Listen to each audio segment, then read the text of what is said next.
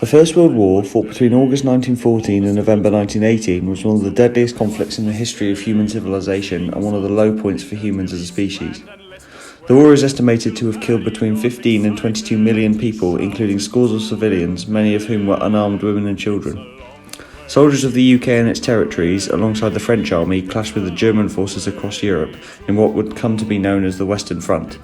Some of the most dangerous and dire conditions were witnessed by both Entente soldiers and those from the Central Powers, and for many it would formulate their last living memories. In this episode we will consider the transition between movement and attrition that was seen during the war on the Western Front, how the reporting of the deadly battles of the Western Front influenced government policy and public opinion, and the significance of the controversial Field Marshal Douglas Haig, and how his major offensives influenced the conduct of the war and public attitudes towards it.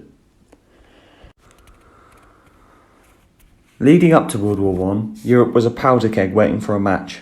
Since the Prussian attempt of German reunification was successful in 1877, Germany had been longing for a chance to exert themselves on the world stage, and their meteoric but ominous rise was closely tracked by Britain, France and Russia, who saw a threat to the status quo. France put their army on standby, and Germany signed a military alliance with Austria-Hungary, whilst Britain engaged in a naval arms race with Germany, as both sides produced dreadnoughts, a ship at the cutting edge of military innovation at the time. Finally, on the 28th of June 1914, Serbian student and terrorist Gavrilo Princip decided all this tension build-up was a great waste of human time and resources, so did the sensible thing and assassinated the heir presumptive to Germany's greatest ally, which went down just about as well as you might expect. A slew of war declarations eventually resulted in the German implementation of the Schlieffen Plan, a plan made to quickly pacify France before Russia could adequately mobilise for war. The plan required German troops to move through Belgium and the Netherlands in order to reach France, but as a consequence of this, Britain joined the war in defence of Belgium, one of their closest allies.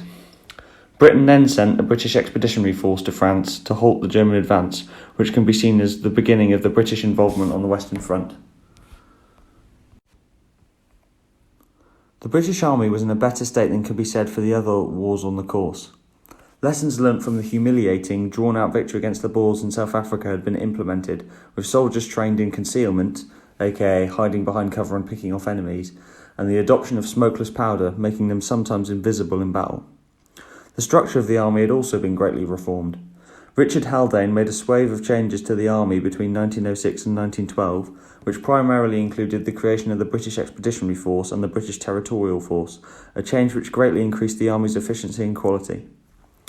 An increase in training led to more successful, well-equipped troops for war, and the appointment of the respected Douglas Haig as Director of Military Training, who subsequently implemented his field service pocketbook alongside his training and operational doctrine, showed the army on an uphill trajectory from the slew of humiliation seen over the past 100 years.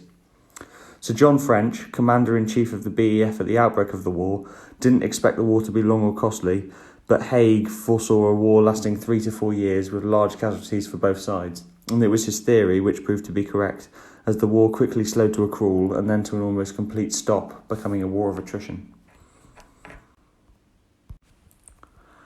The BEF arrived in France and quickly moved to halt the rapidly advancing German war machine, first meeting at the Mons-Con Canal. Although outnumbered heavily, 2 corps versus 4 corps and 300 guns to 600 guns, the British killed 3,500 Germans to only 1,600 British casualties. The use of concealment and new effective gunnery using the Lee Enfield rifle ensured the British, outnumbered 3-1, retired in good order, with a shaken German army in pursuit. The battle was an important moral victory, as the British did not know how this completely altered set of logistics and tactics would play out on the continent. The British then retreated into France, and John French began preparations for a retreat of all BEF soldiers back to Britain. However, he was convinced by Joseph Simon Gallieni to counterattack the Germans up the Marne River. This led to a series of flanking manoeuvres that became known as the Race to the Sea, in which German and Entente troops would constantly outflank each other until both sides reached the Channel. This is where both sides stopped making any real progress and dug in for a newly formed war of attrition. The key player of the British effort during World War I, and one of the most polarising figures in history as a whole, let alone during World War I, was Field Marshal Douglas Haig. Haig had already held several high-ranking positions in the British Army prior to World War I, including Director of Military Training, so was considered a safe pair of hands that would lead the British Army to victory.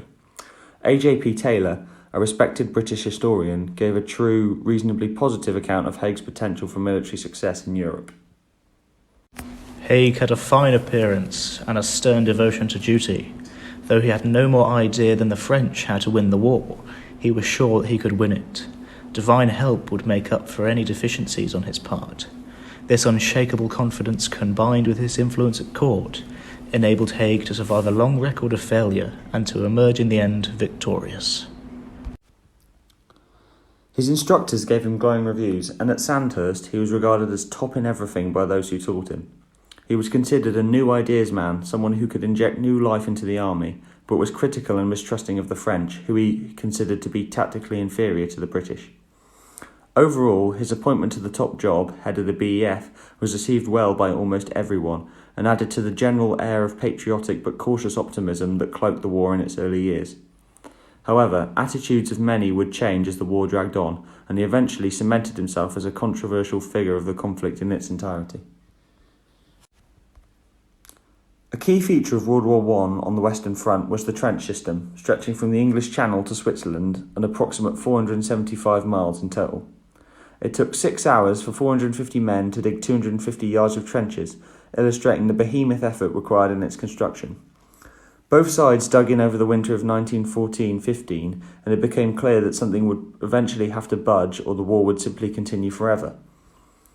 British commanders, particularly Douglas Haig, who took over the command from the BEF from French on the 10th of December 1915, preferred a wave and flow approach to the war, where troops would attack across no man's land, closely followed by another wave 50 metres behind, overwhelming the enemy.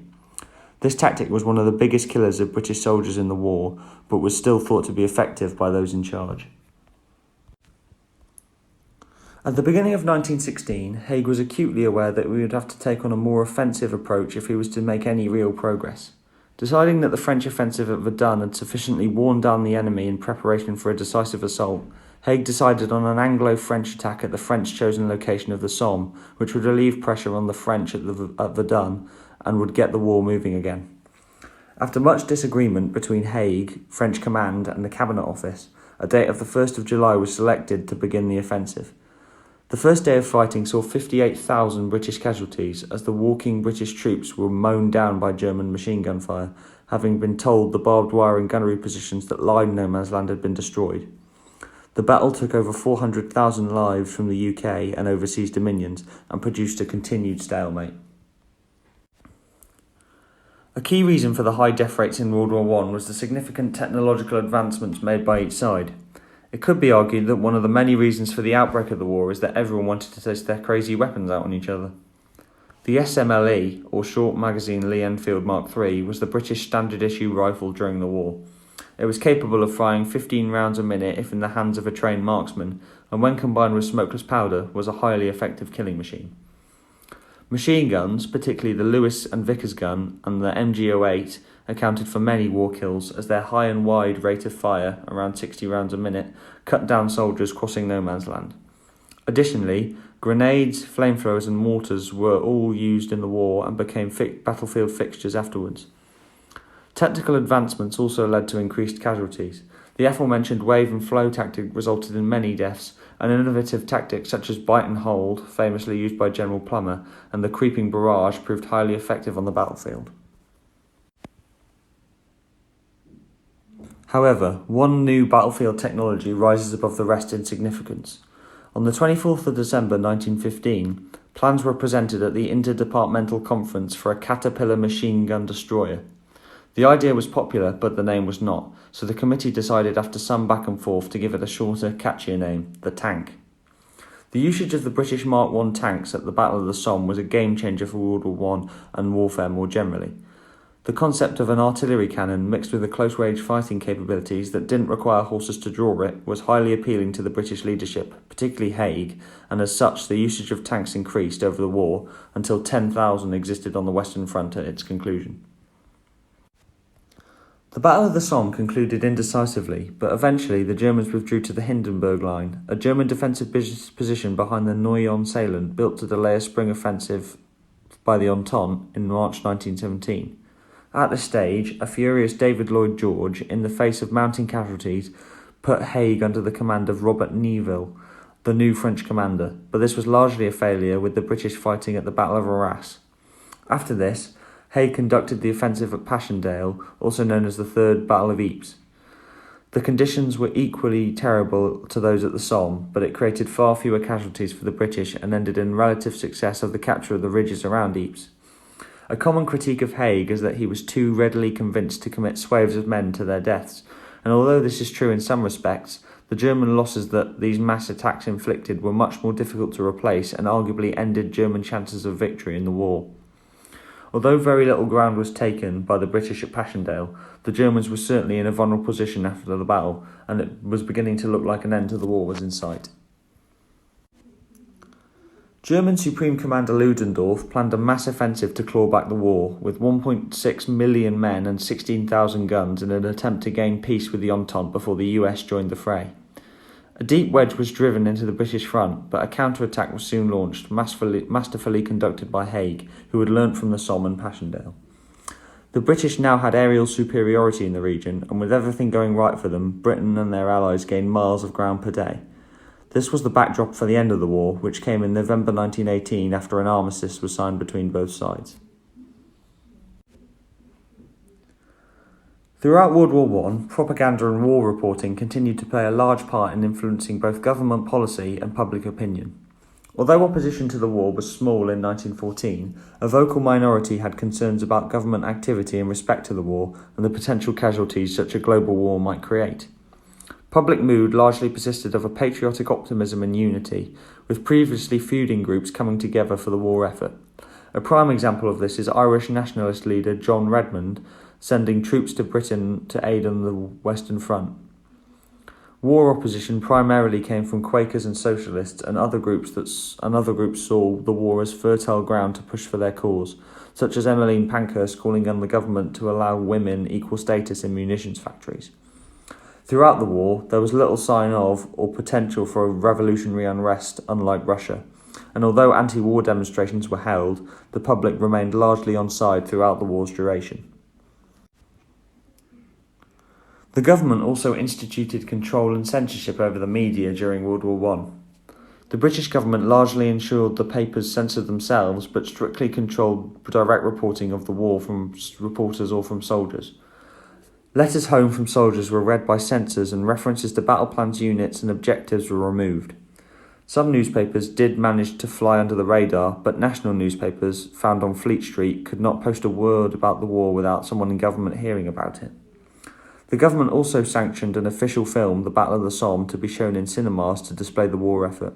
2,000 cinemas displayed the film, and although it was realistic, it did not show real war footage. The War Propaganda Bureau was also established in 1914, and it capitalised on German war atrocities such as the murder of Edith Cavell, a nurse who was executed by the German army. This was highly effective and demonstrated the Hun as evil and out to commit atrocities on British women and children. Even the royal family could not escape government influence, as they changed their name from the German Saxe-Coburg and Gotha to the House of Windsor to demonstrate their British allegiance. World War I provided a platform for all the world's nations to learn lessons from what was a devastating and costly conflict.